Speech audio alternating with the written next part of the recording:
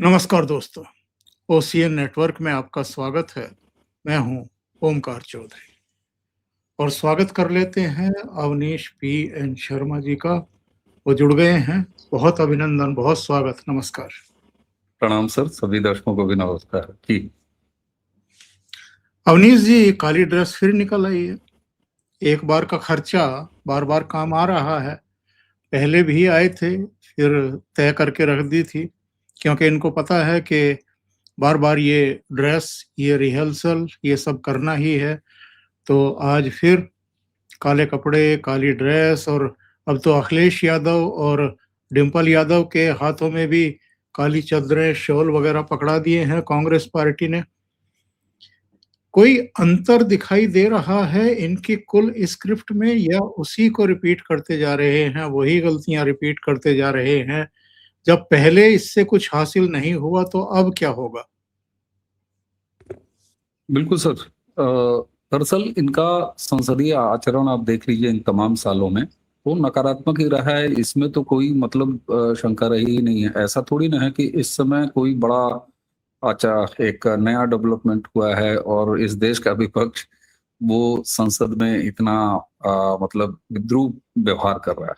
ऐसा नहीं, ये तो इनकी रवायत हो गई है पिछले इन तमाम सालों में। अलग अलग तरीके का मेकअप और अलग अलग तरीके का गेटअप, बस इतना ही फर्क है। इसके अलावा और कोई फर्क नहीं है। कभी तस्वीरें हमारे आराध्यों की वो गलत संदर्भों के साथ और ऊट पटांग संदर्भों के साथ, खुद राहुल गांधी मतलब चाय का कप लेके, तो गंभीरता न व्यवहार की और गंभीरता न मुद्दों की। दूसरी तरफ प्रधानमंत्री इसी सत्र की शुरुआत में कहते हैं कि भाई तर्कों तथ्यों के साथ आइए और अपनी बात रखिए। विपक्ष चुनाव मोदी से लड़ नहीं पा रहा, जीतना तो छोड़ दीजिए, लड़ नहीं पा रहा। 240 का ताना देते थे और ऐसा लग रहा था कि 240 के बाद ये क्या कर देंगे, बल्कि राहुल गांधी तो घोषणा कई बार कर चुके हैं कि फलाने समय तक नहीं रहेंगे। अरविंद केजरीवाल, हालांकि गंभीरता से कितने लोग लेते हैं केजरीवाल को, लेकिन अमुक समय के बाद नहीं रहेंगे नरेंद्र मोदी प्रधानमंत्री, ये तमाम चीजें। लेकिन 240 के बाद भी ये सरकार तो ये रुख दिखा रही है कि बड़े बड़े काम जो कि संसद के द्वारा कराने जाने हैं, चाहे वो डिलिमिटेशन का हो, चाहे वो महिला आरक्षण का हो, और 2/3 मेजोरिटी की तरफ काम करते हुए दिखाई दे रही है। हमने देखा टीएमसी से टूटे हुए धड़े को अपने अंदर शामिल नहीं करा के, बल्कि एक त्रिपुरा वाली वो पार्टी में कराया। यानी ये कुल व्यवस्थाएं आप तीन, अभी जो बंगाल से त्यागपत्र देने के बाद राज्यसभा में देखिए, राजीव गांधी के बाद ये पहली बार हुआ है कि 117 की संख्या सांसदों की राज्यसभा में सबसे बड़ी वो भारतीय जनता पार्टी के पास है। तो 240 के सापेक्ष काम के लिहाज से नरेंद्र मोदी सरकार या केंद्र सरकार तो दूसरे रास्ते पर चल रही है। दूसरा, आपके पास क्या है? जैसा आपने कहा कि भाई हर बार तुम्हारा केवल गेटअप चेंज हो रहा है, अवार्ड वापसी। मैं कहता हूं 2014 में ये सरकार आने के तुरंत बाद 2015 में अवार्ड वापसी। अवार्ड वापसी के बहाने आपने किस तरीके से एक भ्रम फैलाने का प्रयास किया। लेकिन ये भी गवाह है कि उसी अवार्ड वापसी के बाद दिल्ली के जो राजपथ था उस पर हजारों लोग केवल सोशल मीडिया, आज इस काकरोच जनता पार्टी और सोशल मीडिया के जरिए एक सो कॉल्ड आंदोलन खड़ा होने की बात कही जा रही है। लेकिन अवार्ड वापसी के सापेक्ष जो है वो राष्ट्रवादी उतर पड़े थे हजारों की संख्या में। मैं खुद वहां पर गया था और ये सब कुछ सोशल मीडिया के जरिए हुआ था, सोशल मीडिया के फेसबुक और बाकी प्लेटफॉर्म्स के जरिए, जब हजारों लोग राजपथ पर उतर गए थे और कई सारे उसमें अनुपम खेर से लेके तमाम जो लोग थे। तो सवाल ये होता है सर कि आप एक तरफ इस तरह की बात करते हैं कि हम क्रांति करेंगे, लेकिन हकीकत यह है कि इस समय इस देश में किसी तरह के आंदोलन का कोई भाव नहीं है। आप देखिए कौन ऐसा है जो जिस नाम से ये कथित प्रदर्शन खड़ा किया गया सीजेपी वाला, उससे कौन गैर इत्तेफाकी रखता है? लेकिन क्या ये नीट के बच्चों के लिए ही था? नहीं था। अब सड़क हो चाहे संसद हो, इन दोनों जगहों पर विपक्ष के पास कोई कंस्ट्रक्टिव मुद्दा नहीं है। आप देखिए इनके पास अपना मुद्दा है। कल आम आदमी पार्टी के संजय सिंह ने राहुल गांधी के बारे में क्या कह दिया? उन्होंने कहा कि मोदी ने बैठा दिया राहुल गांधी को अपने घर के सामने। गजब। यहां एक बिल्कुल हल्के तरीके से शुरू किया गया नीट के बच्चों के नाम पर ये जो सो कॉल्ड आंदोलन था, उससे अपने लाइमलाइट को चुराने की ये स्थिति हो गई है राहुल गांधी की या आम आदमी पार्टी के लोगों को। आप सोचिए भाई, ये जमे जमाए विपक्ष हैं ना इस देश के, और इनको उस दीप के नाम के लड़के के उस कथित तमाशे से वहां से जो है उनको अपने मुद्दे की तलाश करनी पड़ रही है, अपने आप को दिखाने की जरूरत पड़ रही है। इसमें नीट का कहां से कोई मुद्दा है? नीट का तो कोई मुद्दा नहीं। आप देखिए इसी सोशल मीडिया पर तमाम वो वीडियो टहल रहे हैं जहां कोटा के बच्चे नीट की सफलता के बाद अपना जश्न मना रहे हैं, वो अपने एडमिशन की तैयारियों में लगे हैं। तो सर मुझे लगता है कि इस देश का विपक्ष संसद में भी अभिशप्त है इसी तरह के व्यवहार के लिए, और उसी के साथ सड़क पर भी। इनके पास मुद्दे बिल्कुल नहीं है, न कोई इनके पास टाइमिंग है।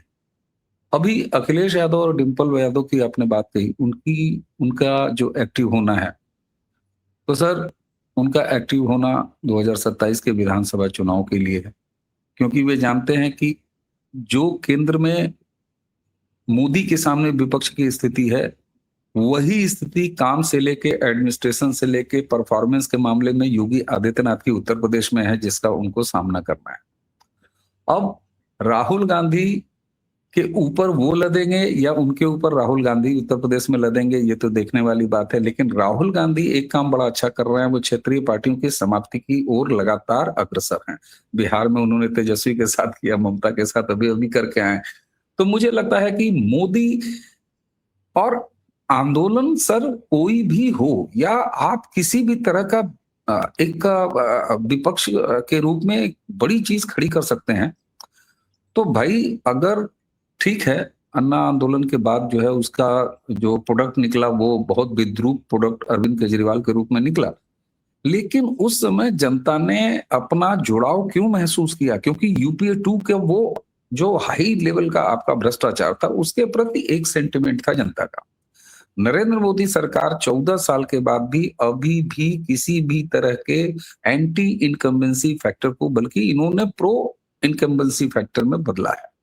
जो आदमी लगातार परफॉर्म कर रहा है, जिसकी सरकार के वजह से समाज के अंतिम आदमी के जीवन में बदलाव आया है, भाई उसके घर में शौचालय बना है, उसका घर पक्का हुआ है जो अभावग्रस्त था, उसको राशन मिल रहा, उसको उज्ज्वला जैसी योजना मिल रही, उसको साफ पानी पीने को मिल रहा है, उसको आयुष्मान की योजना मिल रही है।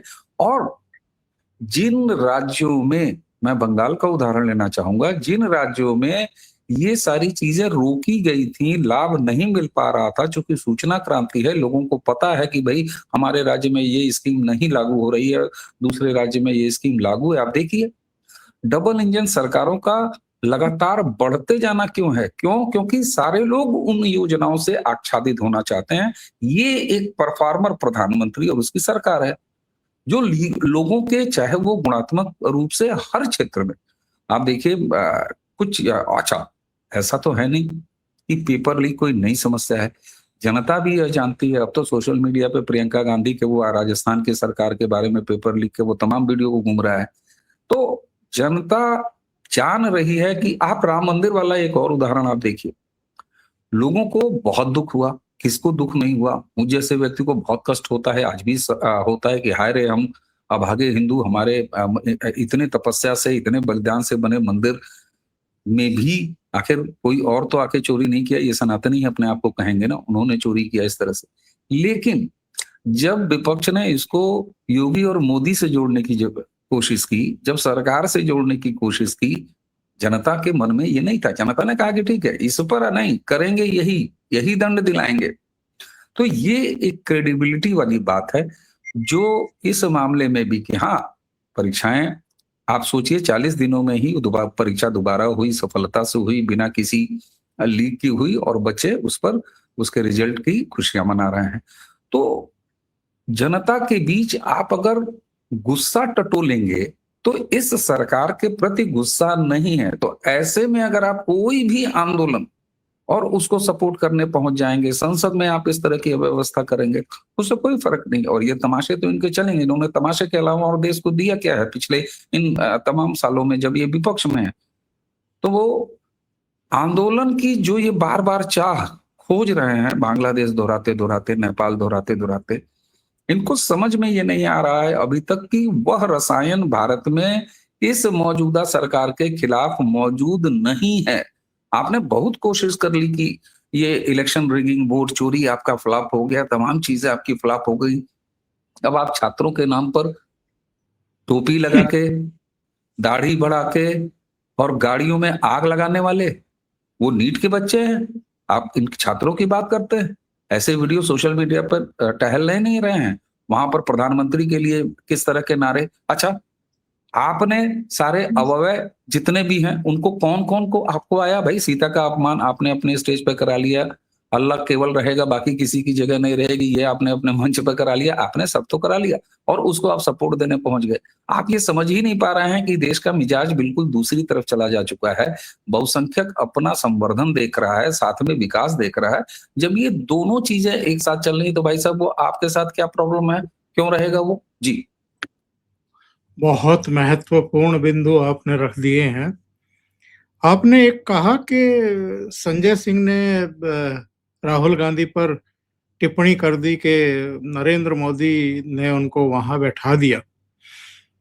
ये क्या बहाना पेपर लीक है और पंजाब की जमीन बचाने की और गंवाई हुई जमीन पाने की लड़ाई है दोनों के बीच में, राहुल गांधी और केजरीवाल के बीच में? सर, दरअसल इस समय जितनी भी पार्टियां हैं, अखिलेश यादव भी लड़ रहे हैं कांग्रेस से, उधर आम आदमी भी लड़ रही है कांग्रेस से। कारण यह है कि कोई भी चुनाव देख लीजिए, भारतीय जनता पार्टी का जो मत प्रतिशत है, पंजाब के मामले में भाजपा की जरा एक दूसरी स्थिति है, लेकिन वहां भी अगर आप देखेगा तो लोकसभा हो चाहे विधानसभा हो, उसमें लगातार उसका मत प्रतिशत बढ़ रहा है। और ये बंगाल की याद दिलाता है धीरे धीरे कैसे भारतीय जनता पार्टी ने अपनी राजनीति की जगह बनाई वेस्ट बंगाल में। यही पैटर्न वहां है। दूसरा एक पैटर्न और जिस पर भाजपा काम कर रही है, भाजपा जो 40-42% वहां दलित आबादी है, जो कि पूरे देश में सबसे ज्यादा बड़ी दलित आबादी पंजाब की है, और वहां पर 10-12% जो जट सिखों का डोमिनेंस है पॉलिटिक्स में। बीजेपी जिस तरीके से हरियाणा में एक बनाम 36 वाली राजनीति करके, तो वही राजनीति यहाँ हिंदुओं के टॉपअप के साथ इस पर भाजपा काम कर रही है। यहां तक कि 1-2% वोट सहेजने के क्रम में भारतीय जनता पार्टी ने जेडीयू का संगठन जिले जिले पूरे पंजाब में एक्टिव करा दिया और बड़े ठीक ठाक तरीके से एक्टिव करा दिया। तो ये अब बीजेपी का हमने एक पैटर्न देखा है कि उसका वोट शेयर जो है वो इंटैक्ट रहता है। ये हमने बंगाल में भी देखा, भले 21 में सरकार नहीं बनी लेकिन वोट शेयर इंटैक्ट रहा। उस पर थोड़ा टॉपअप लगा, ऐसा थोड़ी ना 2 गुना हो गया 4 गुना हो गया, उस पर थोड़ा टॉपअप लगा और इस बार ये रिजल्ट आ गया। तो बीजेपी का एक वोट शेयर भले वो अभी अंडर डेवलपमेंट हो पंजाब में, क्योंकि अभी भी ये सही बात है कि पंजाब में पूरी तरह काडर नहीं है, लेकिन जिस तरीके से चन्नी वाला एक मामला चल रहा है और उसमें ये भी कहा जा रहा था कि हालांकि चन्नी ने उसको खारिज किया, लेकिन भाजपा इस तरह के प्रयोग करती रही है और बड़े बड़े प्रयोग किया है उसने। हेमंता बिश्वा शर्मा जैसा प्रयोग, उसने शुभेंदु अधिकारी जैसा प्रयोग किया है। तो एक ये सुगबुगाहट से और कांग्रेस का अंतरकलह, तो निश्चित तौर पर जो बीजेपी के खिलाफ वोट है, जो एक तरह से नेशनलिज्म और राष्ट्रवाद के खिलाफ वोट है, चाहे वो कोई प्रदेश हो, पंजाब ही क्यों ना हो, उनमें ही बंटवारा होना है। तो इसलिए ये इंटरनल लड़ाई, और आपने कल उसको देखा ही कि किस तरीके से आम आदमी पार्टी के संजय सिंह ने रिएक्ट किया ट्विटर पे राहुल गांधी के इस पूरे धरने को। तो ये उसकी भी लड़ाई है। अखिलेश का इसमें इंटेक इसीलिए बन जाता है क्योंकि उत्तर प्रदेश में भी मामला वही है। तो अभी जो क्षेत्रीय पार्टियां हैं, चाहे वो आम आदमी पार्टी को ले लीजिए पंजाब में, और चाहे आप समाजवादी पार्टी को ले लीजिए यहाँ उत्तर प्रदेश में, इनकी लड़ाई बीजेपी से नहीं है। बीजेपी से पहले इनकी लड़ाई कांग्रेस से है, इनकी लड़ाई आपस में बसपा से है, क्योंकि बसपा भी इस बार उत्तर प्रदेश में कम से कम एक्टिव होके इन पिछले चुनाव से कई गुना ज्यादा एक्टिव होके वो इलेक्शन लड़ रही है। और बहन जी ने अब जो ये भीम आर्मी है उसके ऊपर बहुत तगड़ा अटैक करना शुरू कर दिया है और अपने संगठन को बहुत वो एक्टिव कर रही हैं। तो पीडीए में जो भी मामला बनता है वो अगर मायावती जी एक्टिव होती हैं तो वो भी नुकसान अखिलेश यादव के ही उस टारगेट वोट बैंक पे करेंगी और कांग्रेस के ही वोट बैंक पे करेंगी। तो मतों का बिखराव और मतों को हासिल करने की होड़ विपक्ष यानी बीजेपी के खिलाफ जो वोट मौजूद हैं, चाहे उत्तर प्रदेश हो चाहे बिहार हो, उसकी लड़ाई है। तो इसलिए मुझे लगता है कि ये पहले आपसी लड़ाई है और बीजेपी की तैयारी एक तरह से अलग है। वो तो एक दूसरे तरह की लड़ाई कराने का प्रयास कर रही है पंजाब में। अब क्या रिजल्ट रहेगा ये तो देखने वाली बात है। जी, बहुत दिलचस्प राजनीति हो रही है। कुछ हिडन एजेंडे हैं जिनको आगे बढ़ा रहे हैं केजरीवाल भी, राहुल गांधी भी। दोनों के अपने फ्रस्ट्रेशन भी हैं, नाकामियों के, रिजेक्शन के, तमाम चीजें हैं। लेकिन आगे बढ़ते हैं। इस पर तो हम 2-3 प्रोग्राम कर सकते हैं केजरीवाल और राहुल गांधी की दशा पर, लेकिन हमारा आज का एम ये नहीं है। आपने देखा होगा अवनीश जी, बहुत सारे कॉकरोच निकल करके सामने आ गए। बरसात का मौसम है वैसे। नसीरुद्दीन शाह, शबाना आजमी, प्रकाश राज। एक बता रहा है कि मैं अमेरिका में था जिसके सिर पे एक भी बाल नहीं है और जो आजकल एक गायन के टैलेंट हंट के प्रोग्राम में जज भी बना हुआ है। वो कह रहा था कि उफ, क्या ये नाकारा सरकार है, नालायक सरकार है, या क्या बता रहा था। और कह रहा मेरा भेजा फटा जा रहा है। तो मैं तो कल्पना कर रहा था कि तरबूज की तरह कहीं इनका भेजा फट करके बिखर ना जाए। तो ये ड्रामेबाज, ये एक्टिंग में विश्वास करने वाले लोग, और जो पचा नहीं पा रहे हैं बरसों से, जिनको अखलाक पर अवार्ड वापसी का ढोंग पाखंड करना आता है, और ये लोग जब पहलगाम में 26 हिंदुओं की पहचान करके हत्या की जाती है, पुलवामा में हमारे जवानों को उड़ा दिया जाता है, उड़ी में हमारी सेना को निशाना बनाया जाता है, तो ये आपराधिक चुप्पी साध जाते हैं सारे के सारे। और ऐसे मौके पर केवल हाथ सेकने के लिए ये सारे कॉकरोच इकट्ठा हो गए और बिलों से बाहर निकल आए। सर ये इकोसिस्टम का हिस्सा है। और आप याद कीजिए ये लोकसभा चुनाव के बाद जब संसद का पहला सत्र हुआ, धन्यवाद जो प्रस्ताव राष्ट्रपति का, और उस पर बोलते हुए प्रधानमंत्री जी ने कहा था कि इकोसिस्टम को उसकी भाषा में जवाब देना होगा। ये उन्होंने इस अपने कार्यकाल, तीसरे कार्यकाल की शुरुआत में पहले भाषण में संसद की कार्रवाई के दौरान ये कहा था। जब कांग्रेस एक्टिव, उसका इकोसिस्टम एक्टिव होना ही एक सेट पैटर्न है। इसीलिए आप डॉट्स अगर जोड़िएगा तो आपको कुछ भी नया नहीं दिखाई देगा। जो साल 2015 से लेके और इस काकरोच गिरोह तक लगातार चलते आए, चाहे वो अवार्ड वापसी का रहा हो, चाहे उसके बाद शाहीन बाग का रहा हो, चाहे किसान आंदोलन रहा हो, चाहे इस तरह की और भी जितने भी आंदोलन खड़ा करने का प्रयास किया गया।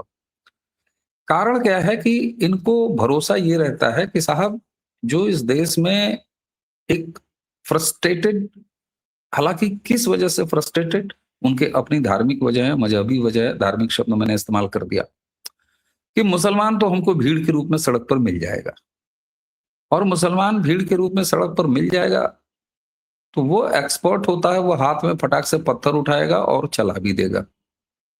पहला भरोसा ही। आप याद कीजिए राहुल गांधी भी तो लगातार आह्वान ये करते रहे कि भाई आओ सड़क पर उतरो, अराजकता करो, शुरू करो। और ये जितना एक इकोसिस्टम का वर्ग है, इसमें वो कथित फिल्म स्टार्स हैं, अपने आप को, यहाँ तक कि आप देखिए एक पूरा पैटर्न है, उसमें आपको कंटेंट क्रिएटर अपने आप को कहने वाले, इन्फ्लुएंसर कहने वाले भी आपको मिल जाएंगे तरह तरह के। इसमें आपको बड़ी बिंदी गैंग मिल जाएगा, इसमें आपको कुछ ऐसे मिल जाएंगे जो क्रिप्टो कन्वर्टेड क्रिश्चियंस हैं, वो मिल जाएंगे, वो उनका अपना आधार होता है कहने का। कुछ इसमें योगेंद्र सलीम यादव जैसे आंदोलनबाज मिल जाएंगे, जिनको कि बिना किसी मतलब के ये काम करते ही रहना है, नकारात्मक काम करना है, जिनको कांग्रेस के लिए पिच बनानी है। भाई वो खुल के कह चुके हैं कि कांग्रेस के लिए हम पिच बनाने वाला काम करते हैं।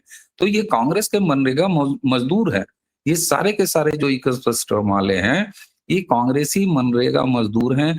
इसमें अपने समय के कथित संपादक शामिल हैं। इसमें अपने समय के कथित आप देखिए एक पूरा इकोसिस्टम, आप जुडिशरी में चले जाइए वहां पर है, एकेडमिक्स में चले जाइए वहां पर है, जर्नलिज्म में चले जाइए वहां पर है। तो ये एक पूरा गिरोह है। और एक मिर्ची और लगी है सर, हम लोग बार बार हिट की बात कर रहे हैं, एक हिट अमित शाह और मोदी सरकार ने और मारा है। वो हिट है एफसीआरए का, जो अमेंडमेंट और एफसीआरए में जिस तरह के नए प्रोविजन किए गए हैं। दरअसल ये दर्द जो एक आप देख रहे हैं पूरी कवरेज, आप सोचिए जंतर मंतर पर इंटरनेशनल मीडिया, अब तो बाकायदे उस लेडी का नाम आ गया है, उसका बैकग्राउंड भी पता चल रहा है, वो जर्नलिस्ट उसको कवर, तो जिस तरीके से इंटरनेशनल मीडिया आप देखिए इस प्रदर्शन को किस तरीके से ले रहा है। दर्शक मैं कहूंगा कि आप गूगल करिएगा किस तरीके से प्रायोजित ढंग से इसको कवर किया जा रहा है। एफसीआरए की चोट बड़ी गहरी लगी है।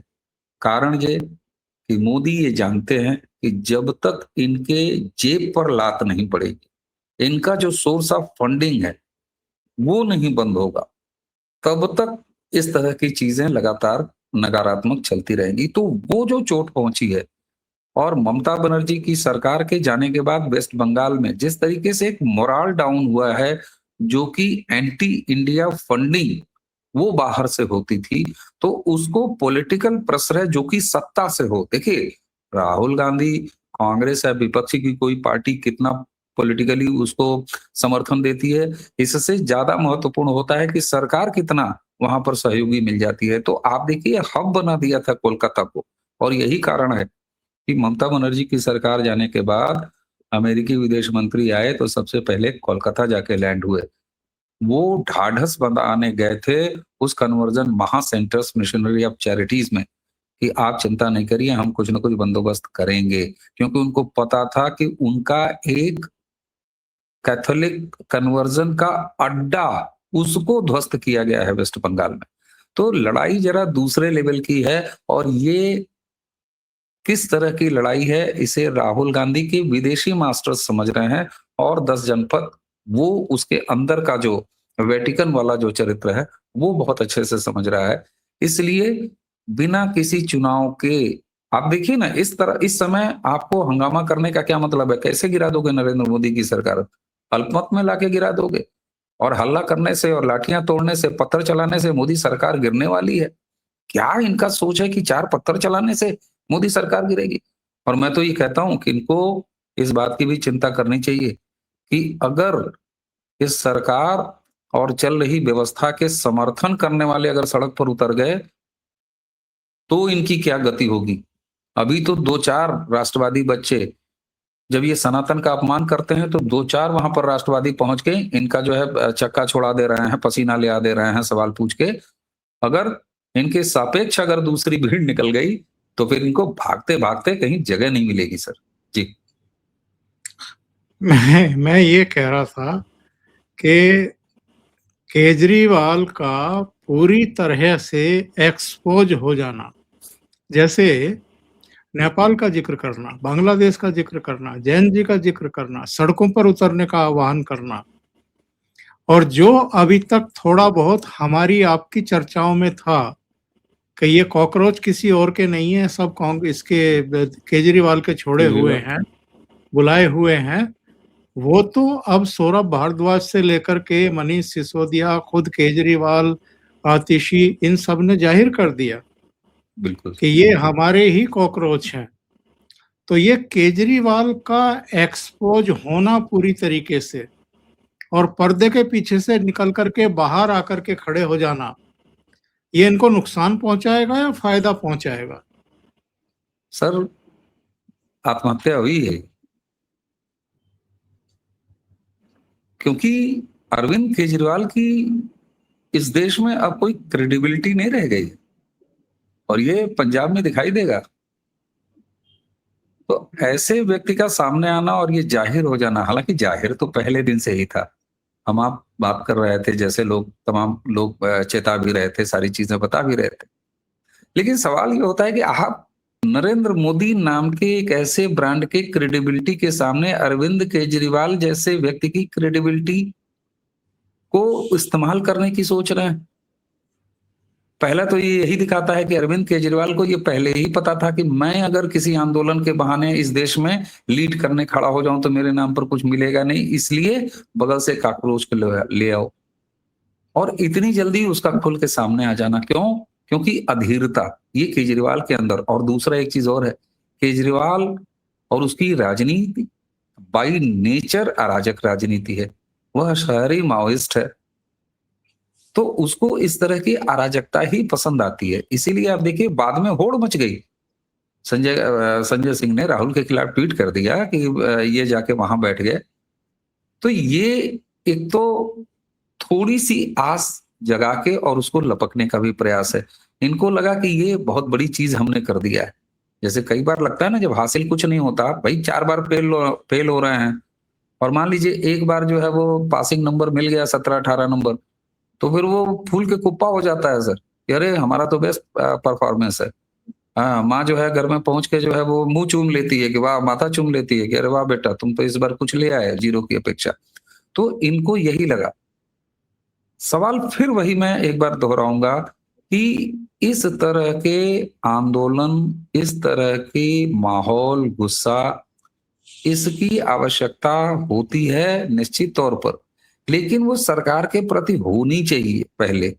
पहले जनता क्रोध में हो, जनता असंतुष्ट हो, जनता को आक्रोश हो, वह नहीं है। नरेंद्र मोदी के प्रति आप इस देश में क्रोध, गुस्सा पैदा नहीं कर सकते। हाँ ठीक है, पेपर लीक जैसे मामले आते हैं, चढ़ावा चोरी जैसे मामले आते हैं, लोग दुखी होते हैं, उम्मीद भी इन्हीं से है। यही वजह है कि लगातार तीसरी बार सत्ता रिपीट हुई। अगर उम्मीद नहीं होती तो नहीं होती थी साहब। आपके समय में आप कहते थे हम ही देश बनाए हैं, हम ही देश पैदा किए हैं, तो ठीक है भाई, आपसे उम्मीद थी तभी आपके नाना, आपकी दादी, आपके पापा सरकार पर सरकार बनाते गए।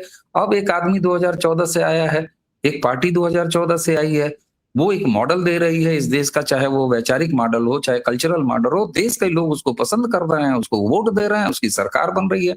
आप बीच में जो है वो पत्थर उठा के उस आदमी की सरकार गिराने चले, क्या बात करते हैं जी? वैसे तो ये गंभीर प्रश्न है और बहुत खतरनाक सिचुएशन क्रिएट करने की कोशिश की है राहुल गांधी ने।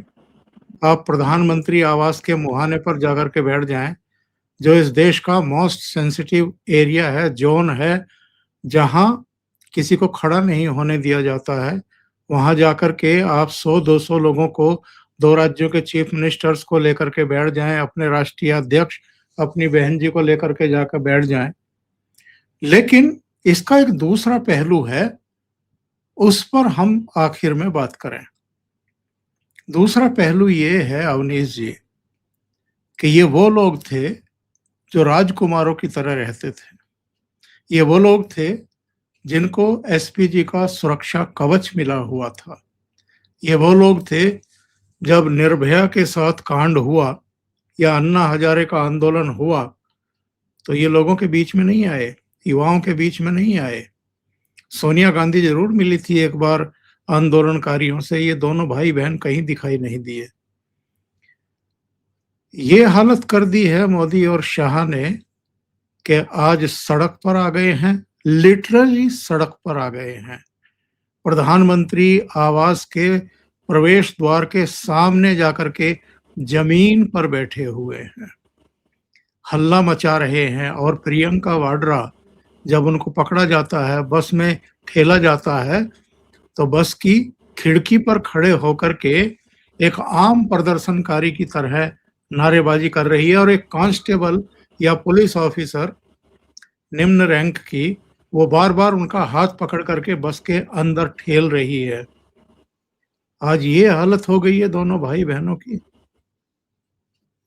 और सर, इस परिवार की ये हालत किसी देश के मतदाताओं ने किया है। ये कोई नरेंद्र मोदी ने कहीं से अपने हक में कोई फैसला लिखवा के सुप्रीम कोर्ट के जरिए या संगीनों के साए में या कब्जा करके, या जो ये इस समय कोशिश कर रहे हैं कि मोदी की सरकार गिर जाए, हम नेपाल बना के सरकार गिरा देंगे, हम बांग्लादेश बना के सरकार गिरा देंगे, उसने तो हालत इनकी नहीं की है। उस आदमी ने तो ये हालत नहीं की है ना कहीं से। उसको तो इस देश के करोड़ों मतदाताओं ने चुन के तीसरी बार बैठाया है सत्ता पे। और ये परिवार और इस परिवार के जितने ये दोनों चश्मो चिराग हैं, तो ये तो बाई बर्थ प्राइम मिनिस्टर हैं इस देश के। लेकिन जनता ने ये तय किया है कि राहुल गांधी, तुम जो प्रधानमंत्री पैदाइशी अपने आप को समझते हो, तुम्हारी राजनीतिक बिसात औकात हम तय कर रहे हैं, लोकतंत्र के मालिक मतदाता, कि तुम उनके गेट के बाहर जाके लौट सकते हो, बस इससे ज्यादा और कुछ नहीं कर सकते। यह इस देश के मतदाता ने तय किया है। कोई नरेंद्र मोदी ने इनकी हालत ये नहीं की है, किसी शाह ने इसकी हालत नहीं की है सर, बिल्कुल नहीं। हमने आपने किया है सर, इस देश के लोगों ने तय किया है कि हम तीसरी बार इस सरकार को चुन रहे हैं, जो सरकार हमारे देश को अंतर्राष्ट्रीय स्तर पर मान दिला रही है, जो हमें आर्थिक प्रगति दिला रही है, जो हमारे गरीब अंतिम सीढ़ी पर बैठे हुए जो भूखा रह जाने की स्थिति में है, ऐसे तमाम परिवारों को राशन दे रही है, बुजुर्गों से लेके सबको मेडिकल कवर दे रही है। हमारा किसान जो है वो एक सम्मानित राशि पा रहा है। हम हाईवेज देख रहे हैं, हम देश की तरक्की देख रहे हैं, हम खुलते एम्स देख रहे हैं, हम यहाँ तक कि शौचालय भी इस आदमी की सरकार द्वारा देख रहे हैं, हर घर में बना हुआ। हम नालियां बजबजाते हुए उसको देख रहे हैं इस आदमी की सरकार में। तो ऐसे में तुम्हारी जगह इस देश का मतदाता ही तय किया है ना, और ये तुम्हारा प्रारब्ध है। और तुम उसके बाद भी ये कहते हो कि हम चुनाव में भले ना तुमको हरा पाए, तुमसे हम जीत ना पाए नरेंद्र मोदी, लेकिन तुम गद्दी छोड़ दो। ये कैसे संभव है?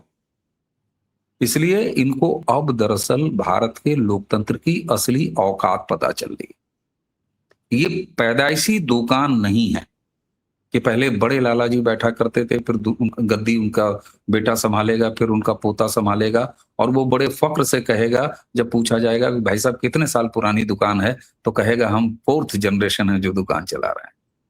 तुमने इस देश की राजनीति को बाजार बना दिया था, उसी तरह खानदानी जैसे दुकान में एक पीढ़ी दर पीढ़ी होते हैं, वो इस देश में अब नहीं चलेगा। तो तुम्हारी जगह यही है।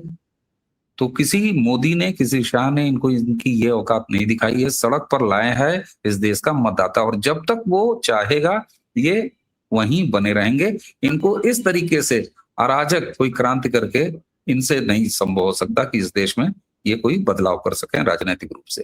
भाई इनको ये चीज कोई समझा दे सर कि भैया देख, तुझे कुछ अगर उखाड़ना है तो चुनाव में ही जाके उखाड़ना होगा, बाकी तू अब वोट चोरी का मुद्दा लेके आके खड़ा कर, वो नहीं चलेगा। तो तुमको जाके नरेंद्र मोदी को ईवीएम पर हराना पड़ेगा, बूथ पर हराना पड़ेगा।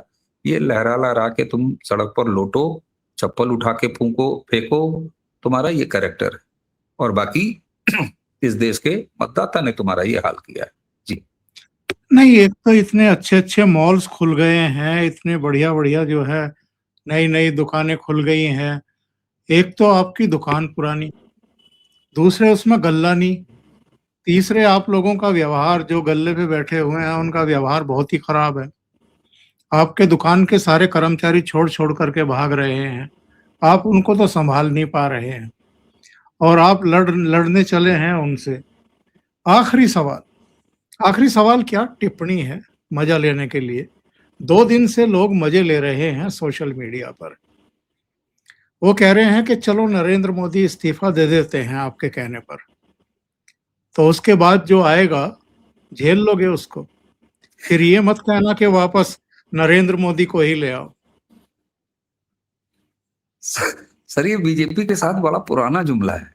अटल आडवाणी थे तो आडवाणी जी के नाम पर भी लग जाते थे, फिर अटल जी बड़े अच्छे हैं, बोले आडवाणी जी आएंगे तो क्या होगा। तो ये सही है कि अभी तो चाय वाला अगर ठीक है तो फिर ये जो गाय वाला है उसको कैसे झेल पाओगे।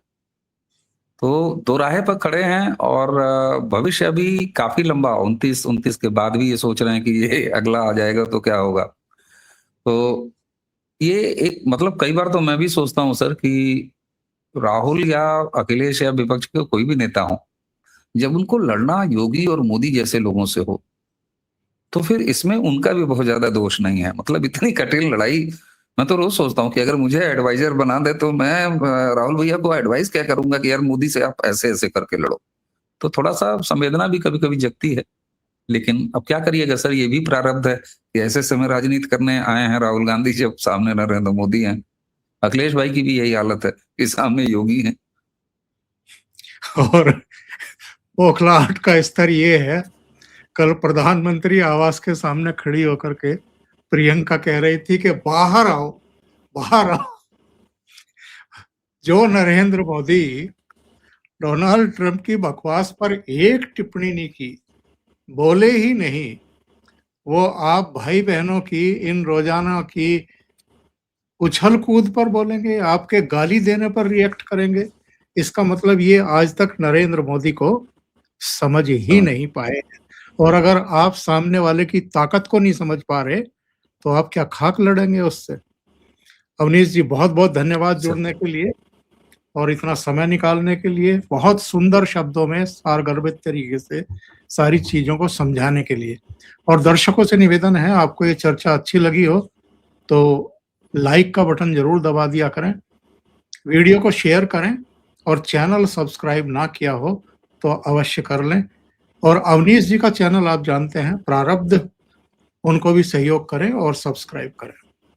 बहुत बहुत धन्यवाद अवनीश जी, नमस्कार। प्रणाम सर, नमस्ते।